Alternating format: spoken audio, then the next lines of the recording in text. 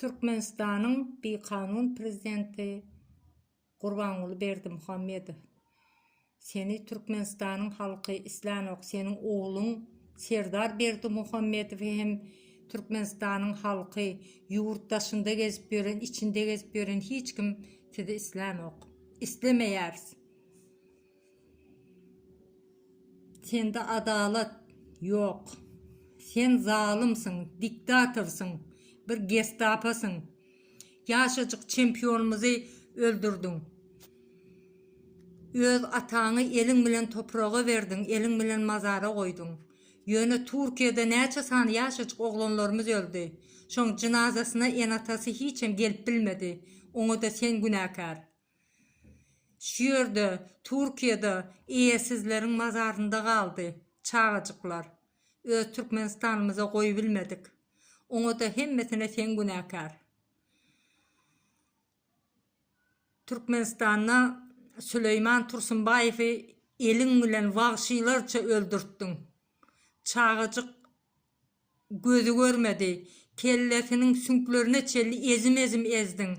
Erkeklik tarafına depilip o edildi. Hemme yeri. Şehidip acı çekip şehit oldu. İnşallah şehidin kanı yerde kalmaz. Biz seni İslam'ız yok. Sen oğlunum İslam'ız yok. Senin tohum tiyicin 7 puştunu Türkmenistan'ın halkı. Türkmenistan'na 7 yaşardan 70 yaşara çenli seni İslam yok. Sebep sen arkada diyen ağda münasip değilsin. Seni dine koldayalar korkuncuna. Ön hiçili beyle zatları halk yaşlılar maslahatını görmenden son yöne çapak çaldıysa olur çağalarının özgürlüğü için çağalarımıza ziyan vermesin diye korkuncuna o götüne pamperskeyi oturan yaşlılar kolduya yöne içinden seni elinden geldiğince de kargıya seni 360 pirlere tavşırıyorlar seni ısmamıda tavşırıyorlar seni para bive tavşırıyorlar Allah'can övliyalar, pirler seni yerinde olsa görürler. Sen cezanı verirler, Allah belanı verir. Seni biz İslam'da Gurbanguly Berdimuhamedov mını kulağını aç kovuca dinle. Oğlunum İslam'da yok. Sen adalet yok sende. Bu mu senin arkadağlığın? Halk dışarı yurtlarda tozup diyor. Bu mu senin arkadağlığın? İyesizlerin mazarında kaldı yaşacık oğlanlarımız. Bu mu senin arkadağlığın? Türkmenistan'daki çempiyon olan oğlumuzu elin bilen öldürttün. Zalim gestapo. Bu mu senin arkadağlığın? Arkadağ ol bir zat ettim beni göze görünür yazadı gör köz.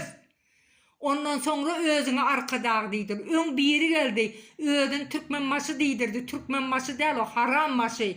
Yetim toklu. Sen geldin bu beherden bilen ahalın arası Türkmen başkaları Türkmen değildi. Nemese olur sen ecen bilen kakandan mı oldu mu? Sen Türkmen değilsin. Sen de Müslüman diyen kan var olsa bulur yalı halkı eziyet etmezdin. Sen Allah'ın bağrını bile yadından çıkardın, unuttun. Daşarı yurtta kalan cenazalara birazcık öz oğlun şeydip daşarı yurtta ölse sen ne ederdin? Şonu özünü şu enataların yerine koyup gör.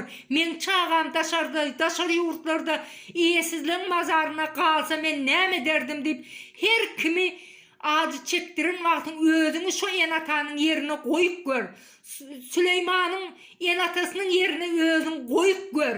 Senin mara ölen atanım mazarına dik otursun. İki dünyası berbat olsun, bivat olsun. Ecen o köyüne kalan kurtesini muzeye koydum deyip göstermelik yapma. O iyil içinde göstermelik edemez.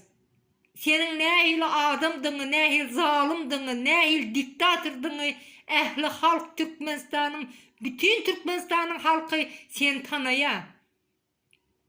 Git bizim başımızdan. Biz sizi İslam'ız yok. Git. Hoş sağ olun vatandaşlar. Yine de görüşeceğiz.